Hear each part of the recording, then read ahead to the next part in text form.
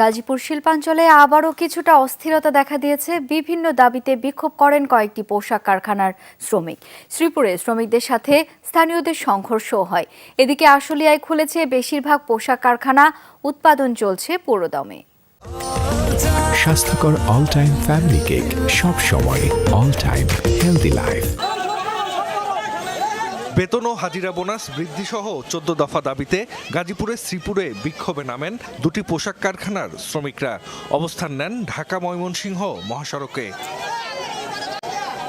প্রত্যক্ষদর্শীরা জানায় এ সময় স্থানীয়রা শ্রমিকদের মহাসড়ক থেকে সরে যেতে বলে। এ নিয়ে বাকবিতণ্ডার এক পর্যায়ে দুপক্ষের মধ্যে বাধে সংঘর্ষ। আহত হন ৫ জন। পরে বিক্ষুব্ধ শ্রমিকরা অন্য একটি কারখানায় ঢুকে কয়েকটি যানবাহন ভাঙচুর করে। পরে পরিস্থিতি নিয়ন্ত্রণে আনে পুলিশ। নাইট বিল ১০০ টাকা করতে হবে। ২ নম্বর দাবি হচ্ছে কি লেট করলে ১৫ মিনিট টাইম, এর ভিতরে হাজির কাটা যাবে না, ১৫ মিনিট লেট টাইম করতে হবে। ৭টার পরে টিফিন দিতে হবে। বেতন সর্বনিম্ন ১৪,৫০০ টাকা সর্বনিম্ন করতে হবে। বেতন স্কেল যেটুকু করার কথা ছিল ২০২৩ সালে নতুন যে বেতন স্কেল তৈরি হয়েছিল সেটা করা হয়নি। মাসের ১০ তারিখের মধ্যে বেতন দেয়া, কর্মক্ষেত্রে নারী পুরুষ বৈষম্য দূর করা সহ ১৩ দফা দাবিতে টঙ্গীতে বিক্ষোভ করেন কয়েকটি পোশাক কারখানার শ্রমিকরা। বেশিরভাগ দাবি দেওয়া মেনে নেয়ার আশ্বাস দেওয়ার পর কাজে যোগ দেন তারা। তবে কারখানার যেসব কর্মকর্তার বিরুদ্ধে খারাপ আচরণের অভিযোগ আছে তাদের অপসারণ করা না হলে বুধবার আবারও বিক্ষোভের হুঁশিয়ারি দেন শ্রমিকরা। আমি ৪ মাস ধরে ডিউটি করতেছি, আমার কোনো টাকা পয়সা না দেয় না। হ্যাঁ দাইলে বলে যে তুমি এখন না পরে আসো, কয় না কোনো যে তোমার এখন দিমু ঈদ বিরোধ পাই নাই। এরা কোনো গুরুত্ব দিতেছে। আমরা কি একদিনে কি নামছি এই মাঠে?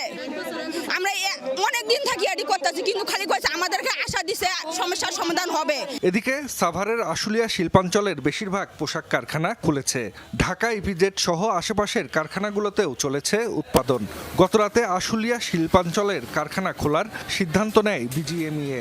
জানানো হয় আন্দোলনকারী কোনো শ্রমিককে কালো তালিকাভুক্ত করা হবে না, নিয়োগ হবে যোগ্যতার ভিত্তিতে। হাজিরা বোনাস হিসাবে প্রতি মাসে ২২৫ টাকা দেয়া হবে।